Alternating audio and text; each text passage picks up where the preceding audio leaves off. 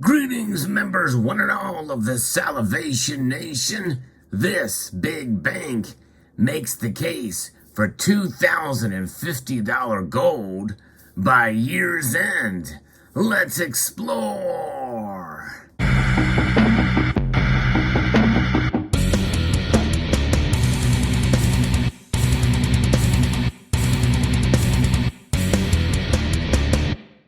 Indeed, typically in a down market, the psychology moves the other way.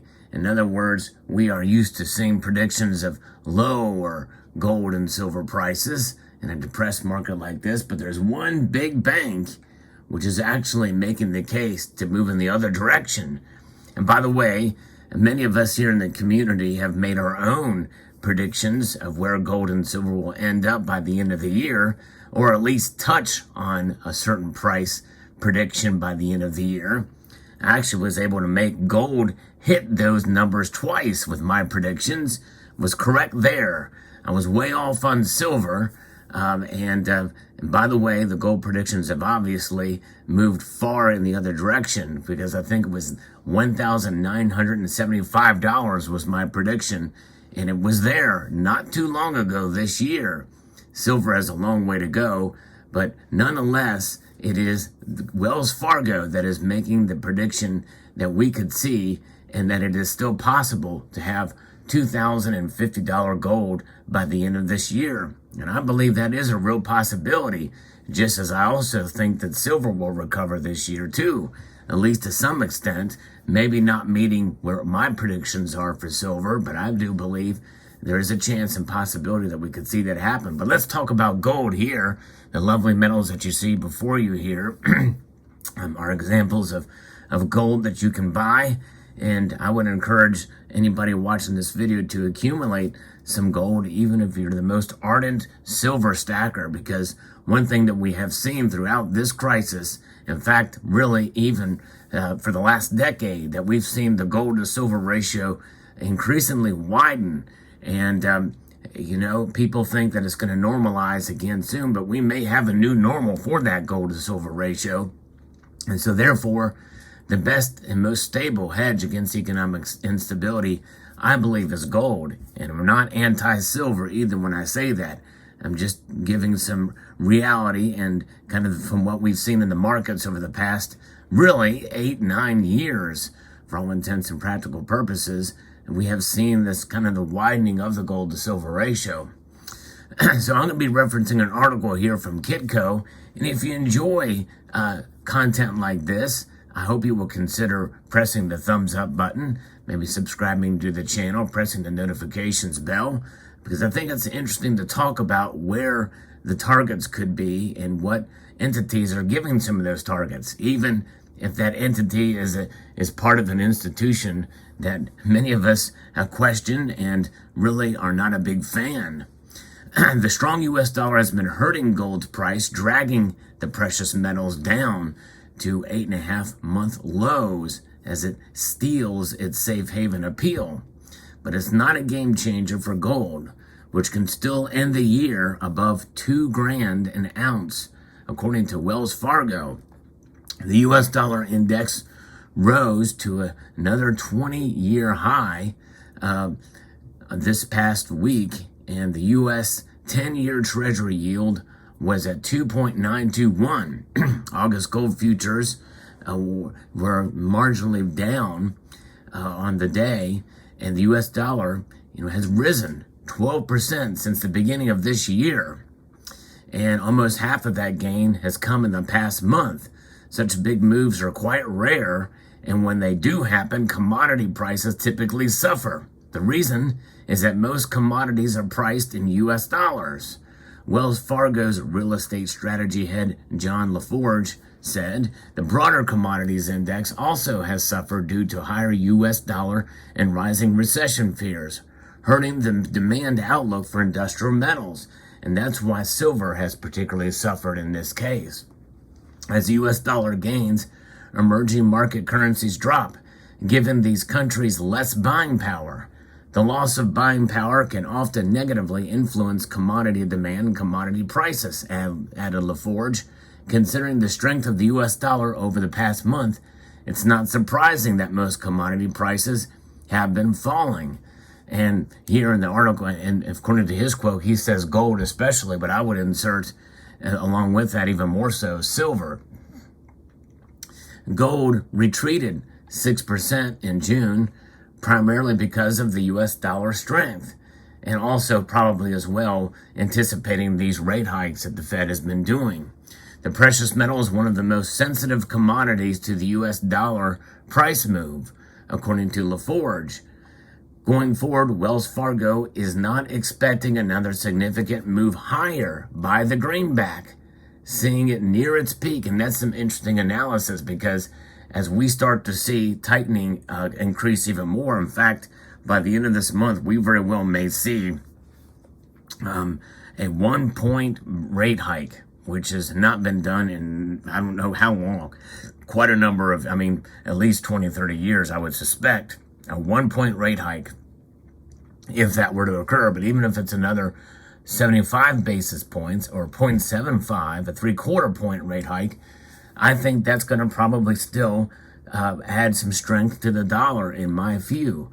And I guess there is some wiggle room here, because he says it's nearing its peak, which means we may not be at its peak yet, which means we could see gold move lower before it moves higher. And but he also says here that for gold to move higher, it must really create its own momentum, in a sense, outside of the dollar index. Could that happen? I guess it's a possibility. LaForge's year-end gold price target is still $2,050 an ounce, which he sees as reasonably achievable due to the recession narrative. He added that he would review his year-end target soon if there is no movement. Gold needs its own surge of sorts, about 17% now, to hit our 2022 year-end target of $2,050 per ounce. For now, our year-end 2022 target remains unchanged, as 17% is doable. And in reality, considering the volatility of the markets, that really is the case.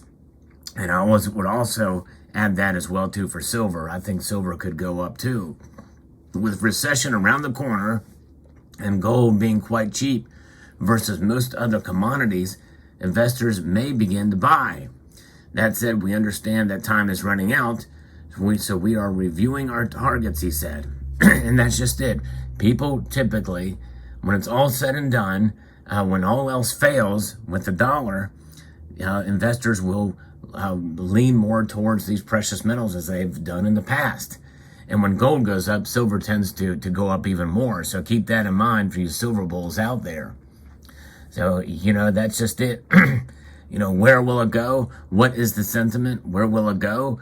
Things tend to happen in cycles, and we could be hitting a new cycle with this type of situation where the prices stay suppressed for a while, and then they just kind of break out, either of their own fruition or based on some other catalyst. But nonetheless, I believe that once recession does become a reality, even then it still may take a while. Timing is everything, and we must be patient through the narratives that are pushed out there by anybody with an agenda or what have you. This is a big bank, and people question their motives for making such big targets. And typically what this can implement is reverse psychology. People saying, well, hey, Wells Fargo is making this prediction thinking that, hey, all right, they want, the initial reaction is they want us to buy gold, which does not serve their self-interest. But on the other hand, it could be that it's a reverse psychology aspect of that, is saying, hey, they don't want us to really buy gold, and they're trying to trick us, a little bait and switch or what have you there.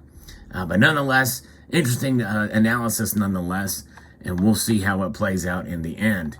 But what are your thoughts on this? It's quite interesting indeed to see where things are going with the commodities in general, and this unique situation that we have in the economy, with especially with many people feeling that the currencies are going to be being evaluated right now and being transitioned into a central bank digital currency system. To me, that's the bigger fear. And what happens, just as Rahm Emanuel says, never let a crisis go to waste. And they are willing to push everything into crisis mode so they can use this as an opportunity to implement, if not all or in part, a central bank digital currency and slash reset of the currencies and the whole system, the whole economic system. Again, I would encourage you to check out and do a little research on the World Economic Forum over the past couple of years when they've met.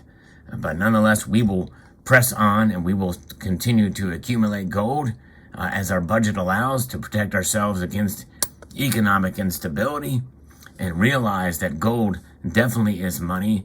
And no matter what the price targets are, we know that in the end it will protect us as a store of value and as a hedge against economic insanity. And we are really at the beginning of such insanity with a lot of these MMT policies that are out there, modern monetary theory, which is bad news on all accounts.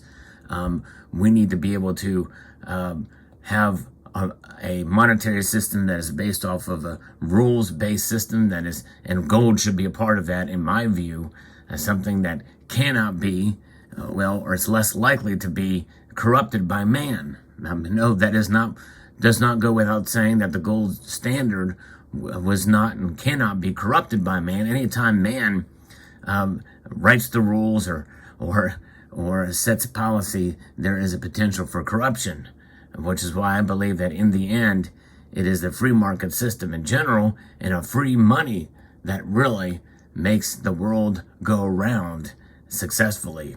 Let me know what your thoughts are in the comment section below. Hope you found this video interesting and insightful. I would like to extend a multitude of gratitude to you all for taking the time to watch and encourage you to please rate, share, comment, and subscribe.